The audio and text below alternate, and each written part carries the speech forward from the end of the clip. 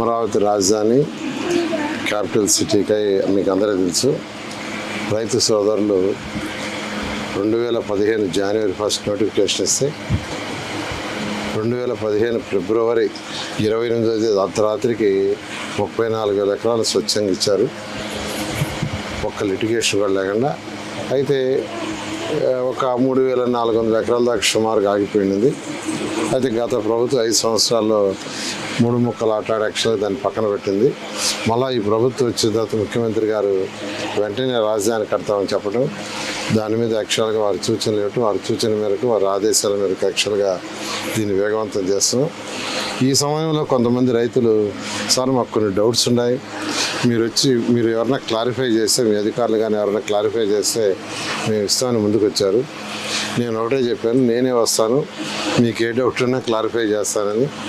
గత 3 రోజుల నుంచి యాక్చువల్గా ఇలా విలేజ్లో తిరుగుతున్నాను. దాదాపు నిన్నటికి 2 రోజులు తిరిగితే 17 ఎకరాలు ఇచ్చారు. ఈరోజు దాదాపు ఎన్ని ఎకరాలు మొత్తం టోటల్ 3 దగ్గర కలిసి ఇవాళ అది 3 లక్షలుగా ఇవాళ ఇస్తున్నారు ఈరోజు.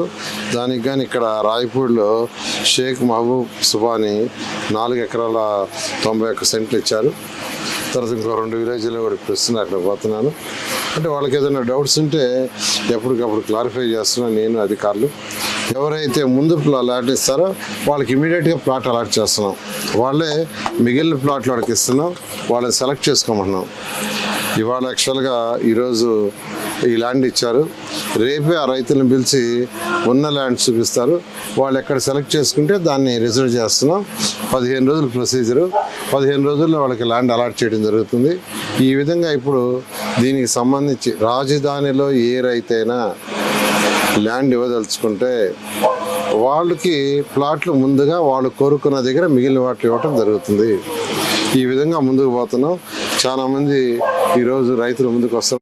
ఏదైతే రాజధాని ప్రపంచంలో టాప్ 5లో ఒక రాజధాని, అలాంటి రాజధాని ఇక్కడ 3 సంవత్సరాలు నిర్మించడం జరుగుతుంది. Thank you.